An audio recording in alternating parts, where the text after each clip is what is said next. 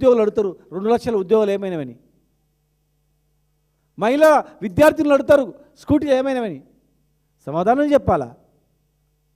సమాధానం చెప్పకుండా ప్రజలు సోషల్ మీడియాలో తిడుతూ ఉంటే, మరి మీరు సోషల్ మీడియాలో తిడితే కూడా కేసు బుక్ చేసేటట్లు మొన్న ఒక యాక్ట్ తీసుకొచ్చారు. ఇప్పుడు సెలెక్ట్ కమిటీ పోయింది. అంటే మాట్లాడితేనే కేసులు పెట్టేటట్లు చట్టాన్ని తీసుకొస్తున్నామన్న వాళ్ళు మరి దాడులు చేసి యుద్ధం సృష్టిస్తే అసలు పోలీసుల పాత్ర ఏంది? అసలు పోలీసులు ఉన్నారా? ఏం చేస్తున్నట్లు? క్రైమ్ రేట్ పెరిగిపోతూ ఉంది. ఎవడు పెట్టుబడులు పెట్టాలంటే చూస్తే ఈ రాష్ట్రంలో ఏం క్రైమ్ రేట్ అని చూస్తాడు. క్రైమ్ రేట్ పెరుగుతూ ఉంది. మహిళలపై అత్యాచారాలు జరుగుతూ ఉన్నాయి. పట్టపగలు ఏటీఎంల నుంచి దోసుకుపోతున్నారు, కిడ్నాప్లు చేస్తున్నారు, గుండాయిజం చేస్తున్నారు, భయపెట్టిస్తున్నారు. మరి పోలీసు అదేది రెడ్ బుక్ అన్నారు కదా, కాకి బుక్ ఎక్కడ పోయింది? మరి కాకి బుక్లు ఎక్కువ ఎక్కడ పోయినాయి? ఎవరైతే అతి ఉత్సాహంగా ఈ విధ్వంసానికి పాల్పడతారో ఖచ్చితంగా ఇది మీ ప్రభుత్వ విధానం, మీ పార్టీ విధానంగా మేము భావిస్తాం. గుర్తుపెట్టుకోండి. మీరు ఖండించకుండా ఇట్లా ఉసిగొల్పి షబాజ్ బాగా దాడి చేసి వచ్చినవరా, కేసీఆర్ గారి కార్యాలయం దాడి చేసి వచ్చినామంటే తెలంగాణ ప్రజల గుండె మీద దాడి చేసినట్ల. మేము కూడా మీలాగా చేయాలని ఒక పిలిపిస్తే కేసీఆర్ తెలంగాణ అగ్నిగుండం అవుతుంది. మీరు అనుకుండొచ్చు, ఓ వీళ్ళు దాడి చేసినామా, ఈగ వాళ్ళని ఊరుకోం కేసీఆర్ గారి మీద. గుర్తుపెట్టుకోండి.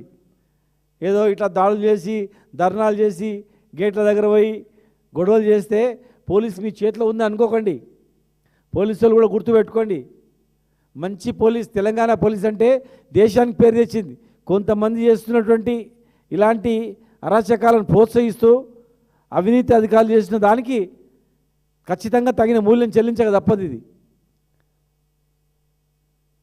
మేము ఒక పిలుపు కార్యకర్తలకు ఇస్తే ఇదే ఉంటుంది. కానీ మీరు చేస్తున్నది ఏంటంటే ఇట్లా దాడి చేసి మేము కూడా దాడులు చేయాలా, దాడులు చేసి ఇవన్నీ తప్పుదో అడగాల. రైతులకు ఇచ్చే రైతు బంధు నుంచి ఇచ్చిన హామీలన్నీ అడగొద్దు. ఈ కొట్లాటలు జరగాలని మీరు అనుకుంటున్నారేమో. కానీ కేసీఆర్ గారు గాంధేయ మార్గంలో తెలంగాణ తెచ్చిండు. ఇక గాంధేయ మార్గంలో ఉంటారు అనుకుంటవచ్చు, తప్పది. సహనం ఓపిక నశించిందంటే ఖచ్చితంగా 6 గ్యారెంటీలు ఇచ్చేంత వరకు గ్రామాల్లో తిరగొద్దని పిలిపిస్తే ఏమైపోతుందో ఆలోచన చేసుకోండి. ఒక్కనాడన్నా ఈ ప్రభుత్వాన్ని కేసీఆర్ గారు మాట్లాడిండా? ఏమైంది? రైతుల గోస చూసి ఈ ప్రభుత్వాన్ని తిట్టిండా? చెప్పండి. మౌనంగా పరిశీలిస్తున్నాడు. పరిశీలించి ప్రజలు మోసపోయినరు, మళ్ళీ మనం వస్తాం, వచ్చినాక ఎట్లా పూడ్చాలా, ఈ 5 సంవత్సరాలు 15 సంవత్సరాలు నీకిపోయింది కదా, మళ్ళీ ఎట్లా డెవలప్ చేయాలా, రైతులను ఎట్లు బాగు చేయాలని చెప్పి ఆయన ఆలోచన చేస్తున్నాడు. మౌనంగా లేడు. తెలంగాణ ఉద్యమంలో దగ్గర చూసినాం కనుక చాలా నెలలు ఉంటే ఇట్లా విమర్శలు చేసేది. ఒక్కసారి వ్యూహాన్ని రచించి మళ్ళా సంవత్సరం ప్రోగ్రాం తీసుకొని బయటకు వచ్చేవాళ్ళం. ఇలా కేసీఆర్ గారి మౌనాన్ని మా కార్యకర్తలలో కామ్గా ఉన్నట్టు దాన్ని మీరేదో చేతకాంతనం అనుకోవద్దు. తెలంగాణ గురించి రైలు వస్తుంటే అడ్డం పరిగెత్తి జై తెలంగాణ అని చెప్పి ఢీకున్నటువంటి తెలంగాణ గురించి ఎంతోమంది విద్యార్థులు, ఎంతోమంది ఉద్యోగులు, ఎంతోమంది కుల సంఘాలు, ఎంతోమంది మేధావులు కష్టపడి తెచ్చుకున్న తెలంగాణ ఇది. కాబట్టి మోసడానికి తెలుస్తుంది బరువు అనేది. ఇలా కేసీఆర్ కార్యాలయం మీద గజ్వేల్ మీద దాడి చేసినాం, గజ్వేల్ మీద ఆఫీస్ మీద దాడి చేసినామని పైశాచిక ఆనందం పడితే మీ అవివేకం అవుతుంది. దాడిని ఖండించకపోతే మీ క్యాబినెట్ మంత్రులు కానీ, ముఖ్యమంత్రి కానీ, మంత్రులు కానీ దాడిని ఖండించకుండా పార్టీ నాయకత్వం కానీ ప్రోత్సహిస్తే మరి భవిష్యత్తులో ఇదే కార్యకర్తలు సేమ్ ఈ విధంగా చేస్తే మరి ఇది తెలంగాణకు మంచిదా? ఎందుకు ఆ తెలంగాణ తెచ్చుకున్నది? ఆంధ్రప్రదేశ్లో ఉన్న సంస్కృతిని తెలంగాణలో కొనసాగించాలని చూస్తూ ఉన్నారు. ఆంధ్రప్రదేశ్లో ఉన్నటువంటి పరిస్థితిని తెలంగాణలో కూడా ఇట్లా చేసుకోండి అని చెప్పి ఏదో డైరెక్షన్ మీద పనిచేస్తున్నట్లు అనిపిస్తూ ఉంది. ఇది పంటలు కోతకు వచ్చినాయి, నీళ్లు సరిగా అందుతట్లేవు. శ్రీశైలంలో వాటర్ పవర్ జనరేట్ చేస్తూ వాటర్ వెళ్ళిపోతుంది, ఇంకా 10 రోజుల్లో కూడా నీళ్ళు రావు. ఆ పరిస్థితి ఉంది అక్కడ.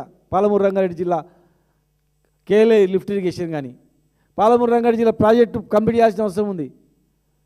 ప్రజలను కష్టాల్లో ఉన్నట్టు వాళ్ళని తీర్చడానికి ప్రతిపక్ష నాయకులను సహాయం అడగాల్సిన అవసరం ఉంది.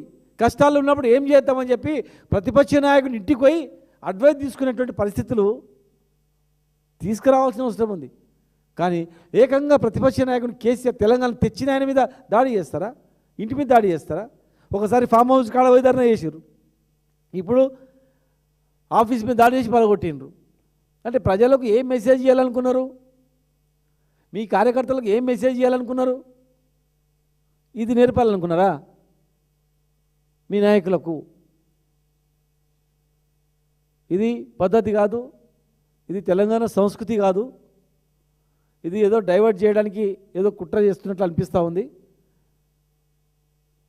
ఇది ఫుల్ స్టాప్ పడకపోతే మాత్రం భవిష్యత్తులో ఖచ్చితంగా తగిన మూల్యం చెల్లించాల్సిన అవసరం ఉంటుంది. మిగతా పార్టీలు కూడా ఖండించాల్సిన అవసరం ఉంది. ఒక పార్టీ ఆఫీస్ మీద ఇంకో ఆఫీస్ దాడి చేయడమో, ఎప్పుడన్నా మేము గాంధీ భవన్ మీద దాడి చేసి ఏమైనా లోపల విధ్వంసం చేసినామా? ఏదైనా పార్టీ కార్యాలయం మీద విధ్వంసం చేసినామా? ఎవరైనా తెలుసో తెలియకో చేస్తే ఖండించినాం, కేసులు పెట్టించినాం, తప్పిదని. ఏకంగా ప్రతిపక్ష అసలు చరిత్ర ఎక్కర్లేదు. ఒక ప్రతిపక్ష నాయకుడు అంటే పోయి సీట్ దగ్గర పోయి మాట్లాడతారు, గౌరవిస్తారు. మరి అసెంబ్లీలో చూడడానికి మాత్రం నమస్కారం పెట్టి వచ్చారు, కానీ బయట ఏంది? ఇది పద్ధతి ఏంది? కార్యకర్తలను కంట్రోల్లో పెట్టాల్సిన అవసరం ఉంది. పోలీస్ అధికారులకు ఖచ్చితంగా ఆదేశాలు ఇవ్వాల్సిన అవసరం ఉంది. ఇలాంటి చర్యల వల్ల క్రైమ్ రేట్ పెరిగిపోతూ ఉంది. ఏం చేసినా ఏం కాదురా అని 2.5 సంవత్సరాల్లో కంట్రోల్ తప్పిపోయింది. ఒకరు ఇప్పుడు గజ్వేలు చూస్తారు, రేపు ఇంకో దగ్గర చేస్తారు.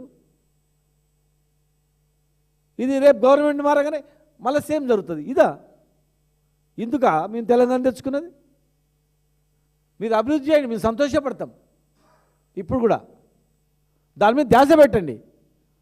మీకు అర్థం కాకపోతే అడగండి కేసీఆర్ గారిని. ఉంది, అది దేశంలో కూడా ఉంది, ప్రతిపక్ష నాయకుని సలహాలు తీసుకునేది. లేకపోతే మౌనంగా ఉండండి, దాడులు ఏందండి ఇది?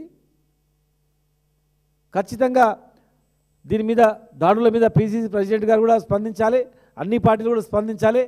లేదంటే మీరు స్పందించకపోతే, ఖండించకపోతే మీరు దీనికి ఎంకరేజ్ చేసినట్లా భావించాల్సిన అవసరం వస్తుంది.